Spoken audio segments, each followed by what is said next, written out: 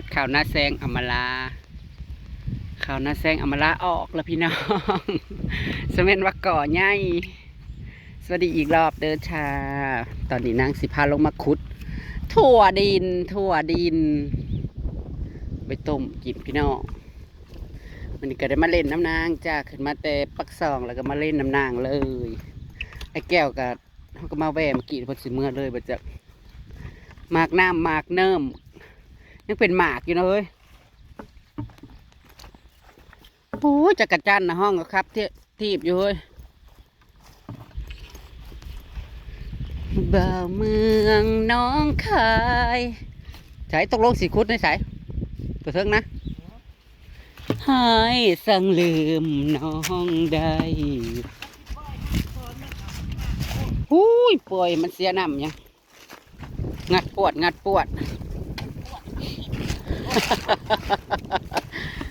โอ้ย เพื่อสิได้กินพี่น้องโอ้ย ยัง ขายถุงละ20 บาทอย่าต่อหลายจ้าเพื่อสิคุดได้ ยังมันคือดินแข็งแท้ สวัสดีเจ้าค่ะ จ้า คุดเมื่อวานก็คิดฮอดพอเสี่ยวโอ้ยพอเสี่ยวมาซอยใช้ญี่ปุ่นน้ำก็บริกินแม่เธอบอกเต้ทั้งเช้านะก็คุดขาแล้ว ไม่รู้จ้าขึ้นมาจังกินจ้าพอเสียวขึ้นมาจังกินจ้าเนาะโดกอยู่ได้มันก็หมากตึงอยู่เด้ว่าท่านเมิดดอกคุณยังอยู่ให้ช่องให้พวกของไม่เสียวนะมึงบ่ต้องยากเลยพอเสียวมึงบ่ได้กินดอก เขามายังได้ก็สิมาหรือบ่มา มึงว้าวนั่นได้บ่มากับบ่มาก็เอาผัวไม่แต่ว่าเฮ้ยสิปล่อยให้เจะคลองหีแห้งบ่วายมาใจแตกซ้ำเท่าแล้วป้าก็เอาไม่แต่ว่า กระดูก อืม บริชัยน้ำจะเกลือตั้งแต่ปลูกเลยนะมันกระตึงอยู่บ่ในมันกระตึงบ่นะ ตึงไหนไปเบิ่งของพ่อใหญ่โลนแล้วใช้น้ำป่ามือสว่างแล้วมันเน่า เอามันโพด มันบ่ค่อยมักน้ำ โพด บริชัยน้ำ โพดหน้าว้า แต่ ว ว่า อูโดก มัน เนาะ ป้อม เขาพอดีแหละมันกระตึ ของ งพ่อใหญ่โลนปัญญาเดี๋ยวจะไปขุดมาเบิ่ง อ้าวบ่ได้แล้วแหละรถยังจะไปขุดมาให้เบิ้งอยู่เบิ้งก็ได้ ยาวพาวมันแล้วจังไปขุดเบิ้ง สับสนกับตัวเองเลยเพื่อน เฮ้ย เมื่อว่ารถมืออีกก่อนให้เมื่อรถมึงว่างบ่เจ้าบ้านคือจะว่าตินะว่านู่นนี่ อืม อ่ะแล้วมันสิได้ยินอะไรบุแล้วมันไปโชคติแล้วมันก็หายติฉันบอกว่าให้มาส่งมาไปยังเอารถไปต่ออยู่นะเดี๋ยวลงไปหาวังเกลือเด็กบอกเข้าใจเธองงกับตัวเองเธองง อีแม่ว่าเราว่าโอ้ยคันมันเป็นแล้วนี่ไปเลยกับใครแน่เราว่า ติดได้ไง เอามันบ่ค่อย ว้ายใจลูก บ่แม่นมันบ่ค่อยไปไสมันใครแน่มันบ่กินน่ะเด้ไปมือบุญบรรณโมงก็เขาเอาเบียร์มานั่งกัน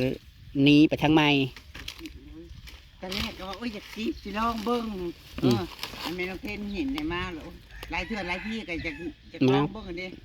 น้อยว่าโมบ่กินเอาเข้าปากก็โอ้ยคือสิกินบ่ได้ดอกมันเป็นอะไรบุ เป็นเบื่อบ่กินจะกระเทศกิน ก็เลยว่า มันบ่ได้ไปแล้วมันบ่มีรถเลยว่า อุ้ยโดกเด้อ เอารถไปซ้อมใบ แต่เฮิงเลยคือยังบ่แล้ว ไทย อยู่ มาแก้พอโอ้ยคอยช่างมาจากไทยน่ะ3,000 กว่าบาทหนึ่ง หน้ามือนี่ มื้อหนึง เมื่อน้ำลาวแล้วเขาว่าเอา มื้อหนึงแล้วเงินน่ะจ่ายไปแล้ว6,000 กะมีมาเพง ใช่ละเขาสั่งเขารออยู่เดี๋ยวเขาสั่งหมองมันถือไปแล้วมาใส่ให้เขาจะว่าให้รอสงกรานต์กูเด้อ พัดเสียวมึงหนามึงแหนะมึงก็ว่าวนะรถเขาจะได้ไปเอารถจีนอันรถอัน15 ล้านกีบนะเฮ้ยโอ้ยขอกระว่าวแล้วเมื่อยว่าวแล้ววะมันกับบ่ต่างหยังกับรถจีนจะสิเอามาเฮ็ดหยัง เนาะเอามากกับพอดีมาโฉนะเว้ยเอามากกับพอดีโฉนะ แล้วพอแท้ละดาวเอาซะเงินบ่มีก็ดาวเอากูละว่าเงินก็พอได้หมุนเงินรถของรถอันนั้นน่ะได้เฮ้ยรถมาเลยเบามันก็บ่ต่างหยังก็รถจีนเพราะว่ามันสภาพมันนั่นกระถือกระ20,000ปลาย รถมาเลยถือแต่บ่ฮู้มันดีหรือบ่ดีเด้ รถจีนเขาทำรถจีนเขากันยังว่า แม่นบ่ กับบ่ต่างหยังกับซื้อรถ แต่ จี งาน มน่ะมันงามอะ อันเฮ็ดมาน่ะงามคล้ายๆคือรถซุปเปอร์คัพนี่แหล้ว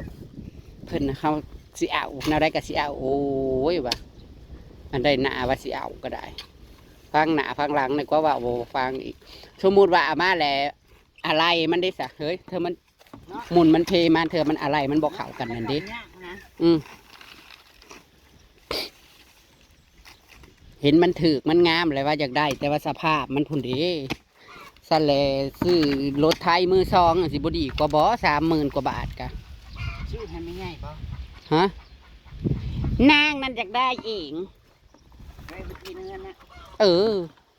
นางย่างลงบ้านนางก็จังบริจ้างรถลงนางว่า นี่สิมาเองลง อืม บ่ เสียค่ารถก็เดี๋ยวนี้นะ150,000ไปไกลลงหอดปากซี่กับ150,000ลงหอดนาโปงกับ150,000เฮ้ยจะเข้าเอาอะไรอันรถอันประเทศลาวบ่เข้าใจแทนที่ไกลกันลุดลื่นกันแต่ว่าเนาะอันนี้จ้าลงหอดปากซี่กับ150,000หอดนาโปงกับ150,000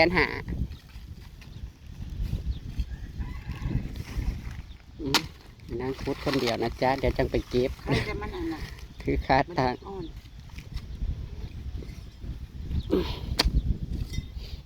โอ้ยไปติดจักจันมือนั่นนะเฮ้ย3-4 คนได้49 โต ปีนี่ทั้งปีท่านได้ประทิดอยู่ ตั้งนะอยู่เพื่อนนั่งตุ๋ยซื้อมานะติดดีอยู่ได้ มันเริ่มห้องร้ายได้ฝนตกครับจำสีห้องร้ายแล้วเพราะว่าฝนตกแห้งอยู่บานาวานะจังว่ามือ2 มือแล้วสิพากันไปหาเฮ็ดโบส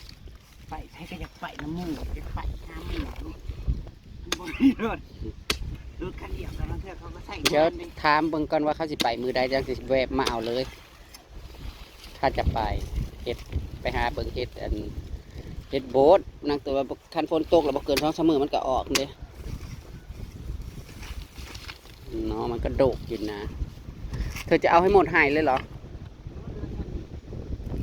ฉันซื้อเสียมมาฉันก็ไม่ได้ขุด มาขอเสียขุดเปลี่ยนหลายเติบได้นี่พี่น้องเอ้ยตึง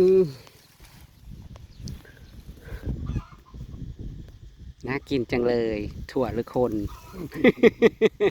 คนกับถั่ว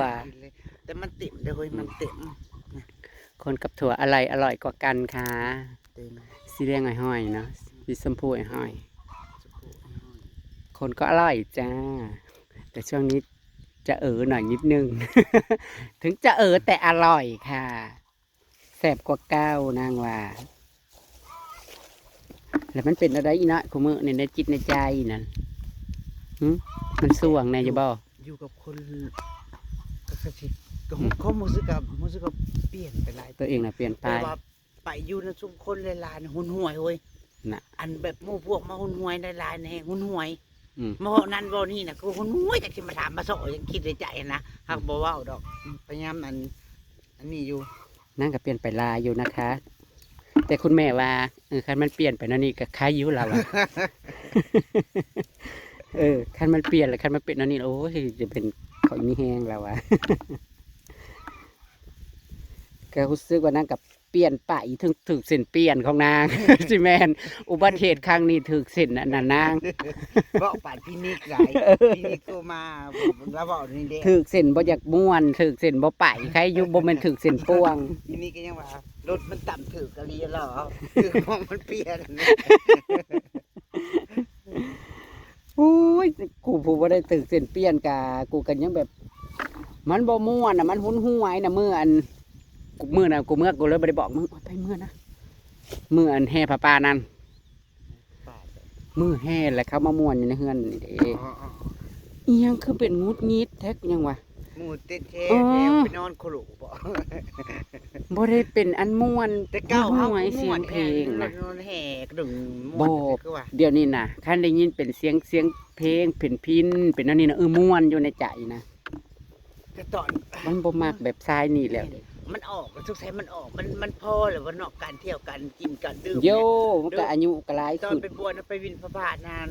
เพลงเขากินเขาซื้อว่าเขาบอกว่าหน่วยหน่วยเออ มัดม่วนเลยเฮ้ยว้าวแล้วมันพออยู่คันแม่นอันนั้นก็มันอยู่เลยเด้เพราะว่าอีหยังเฮาก็ไปกินไปเห็นไปพ่อมันเลยเด้ พ่อสำคัญ มันเล่น อา มันจนมันพอเด้คล้ายๆว่าคันแม่นเว้าคันเป็นผู้หญิงก็อยากมีครอบครัวอหยังอันนี้ได้อยู่แล้วอยากอยู่เฮือนเลี้ยงลูกเลี้ยงเต้า สินั่นน่ะมันพอมันนั่น เห็นที่เบิ้งกับบ่ม่วนไปน้ำอีก ก็บ่ม่วนก็สิได้เฮาผู้เฮ็ดนี่ก็มันบ่ม่วนน่ะเด้จ้ะ คนเฮามันก็เปลี่ยนไปเนาะมันจะสิเฮ็ดได้แต่แล้วมันเปลี่ยนไปแบบอัตโนมัติบางเทื่อกะสิเฮ็ดให้ม่วนมันฟื้นสิม่วนนี่มันก็บ่ม่วนเลยเด้ซะห่วยคันยามม่วนนั่นดง บ่ ๆ ได้มี ดี เขา เลย กำลังจะถ่ายเด้อ นะเฮ็ดหยังก็คันบ่ม่วน ตัวเองเนี่ยมันบ่ม่วนที่เป็นใจคุย เมื่อวานนี่มันมีแต่อยากนอนอีหยังนอนอยู่มื้อมื้อคืนก็นอนตื่นขึ้นมาแล้วก็ ซุมื้อ เฮ็ นี่ ดเล็ ตั้ บ งแต่อุบัติเหตุครั้งเดือนนี้มาน่ะมื้อได้ไปนอนเว้นก็ว่าโอ้อยู่บ่ได้อีกนั่งอยู่ก็อยากหลับคันได้ลมหัวลมไม่ขึ้นหลับ แต่จากเมื่อก่อนน่ะบ่น้อยนักที่จะนอนเว้น นอนคือกัน เป็ด กูคือกัน นอนบ่ กูน่ะฆ่าลูกไข่นี่เฮ้ยนอนมาตอนไข่ผัดบ่ให้กูนอน ตาแข็งเกดีอยู่ถ้าอยู่กูได้เป็นก่อนสงกรานต์แล้วกูบ่เป็นแล้วบัดสงกรานต์กับกูมื้อนี่จักสิไปม่วนนี่ซะเฮ้ยแต่ว่าพอเสียเมื่อวานในหม่องแกงกระต้ายน่ะเพิ่นไปถ่ายลงมันนั่นน่ะคักอยู่ได้เป็นตะเย็นน้ำนะ จะเปลี่ยนเนาะ แต่ว่าหมดหลังสงกรานต์นี่สิได้พัดได้ลงอยู่บ่จัก สงกรานต์ด้วยกัน สงกรานต์นั้นอาจสิบ่ได้ลงก็สิได้ไปเล่นใส่แหละเจ้าบ้านเฮ้อเฮ้นี่แหละแต่ว่าหลังสงกรานต์น่ะคือสิได้ลงอยู่ ทำได้ก่อนเมื่อน่ะเบิ่งคลิปแต่มันเป็นอะไรเพิ่นเป็นถ้าเป็นหยัง โอ้ย มันเป็นก้อนว่าเป็นต่อมน้ำเหลืองย่านเป็นต่อมน้ำเหลืองอักเสบอะเด้ แล้วมันลาม ห่วยคันปล่อยไปเฮิงมันกับมะเร็ง อยู่ในชายเป็นนี่แหละ นี่มันอยู่ประมาณแถวนี้ มันก็มักเป็นแถวนี้ ประสาทแท้ แต่ว่าคันซ้ำมันเป็นต่อมน้ำเหลืองโตนี่นะไปกินยาในหมองหมอลิดนี่ก็เศร้าซาเขาอันเป็นลูกไม่แขกนะจังว่าบัดหลังสงกรานต์แล้วบัดแม่ เป็นตัวเป็นหยังของคนแล้ว โอ้ยตรวจอยู่ลาวเฮามันก็เฮ้ยลาวเฮาก็ชื่อฮู้กันนั่นล่ะยันมันบ่เขาวิจัยโรคแบบยันมันบ่นั่นเด้อันนี้นะคือไปหาหมอฤทธิ์นี่เราแบบค้ำเบิ่งแล้วกับจัดยาให้แล้วก็ซาวแวบเลยคือลูกอาแฉดนะมันน้อยๆนะมันเป็นว่าต่อมน้ำเหลืองโต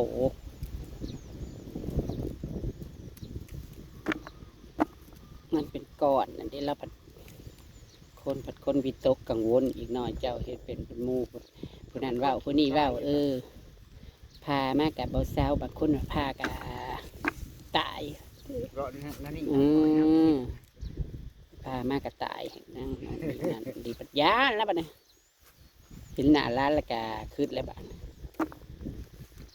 เสียงลานเป็นไง คืดน่ะบ่ได้คืดเนี่ยคืดน้ำลาน คืดน้ำลานลูกก็ยังบ่ทันได้เป็นครอบเป็นครัว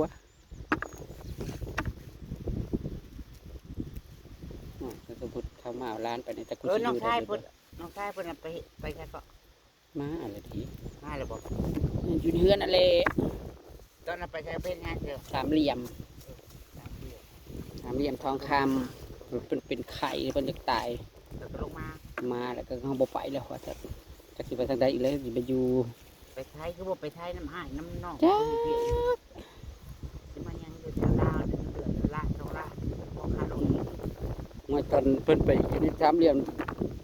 ได้เงินได้ไปจักเดือน ได้เงินบ่ เดือนละ20 ล้านเลยอยู่ในสามเหลี่ยมนะ เฮ็ดหยัง ตอบแชทยัง ดิมันหักเสียงเฮ้ย โอเมนอันนั้นบอกว่า พวกมันตอบแชทอันลูกค้าอหย่างนี้จักเน็ตน่าได้แล้วประจักษ์พวกที่ตอบภาษาอังกฤษน่ะ30 ล้านเดือนหนึงน่ะนี่ก็มันไปเฮ็ดจักเดือนมันก็ได้เงินได้ซื้อโทรศัพท์ ที่เขาจับกันเพราะเป็นเก่งเป็นเก่งเลยบอก call center หยังพวกนี้น่ะบ่จักนี่แหละ โอ้ที่ก็ว่า ท่านว่าสิเงินเดือนแพงเบ่ สิ้นเดือนชูงเนี่ยรักมาบอกคือมา หน่อยรักมากอยู่ในหันในถือเขาอันนั้นคือเตาหัวหน้าบดีมันตีมันกระขาเจ้าว่าเสี่ยงนะพวกผู้หญิงหน้าตาดีๆแห้งและก็มันว่าคล้ายโตอยู่หันและ ได้อยังไงตัวได้เงินนะมันก็เห็ดอยู่ เขาแก่จีน ผู้ดึกใหญ่ มันหักโหดมันตีมันยามมันนั่นแหละมันบริสุทธิ์มนุษย์มนานะหลายๆเติบจะมาต้มนะคะพี่น้อง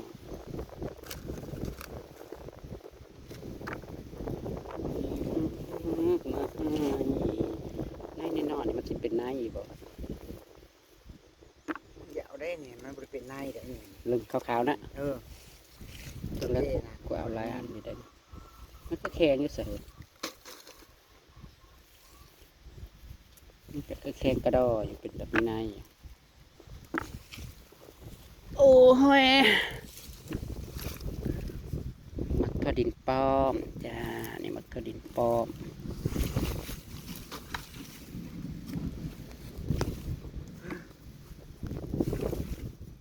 สาวหายใจเป็นตะเมื่อยเมื่อเช้านี่คือมีจิโร่ขายเลยในตลาดซื้อ30,000กูเลยฝากลงไปเพิ่น ก็มาโหดเจ๊จ้ะ จักคือง่ายเลย30 วันเอ้ยแก้วเดี๋ยวเราขึ้นเลยบ่นั่นตัวได้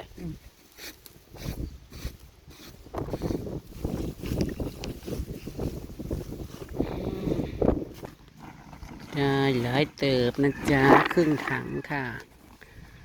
ส่วนอันนั้นก็ไปให้งัวเอ้ายังไม่ทันแล้วบ่นี่ไม่แล้วนะจ๊ะจ้าเดี๋ยวจะเอาไปต้มกินกันนะพี่น้องค่ะ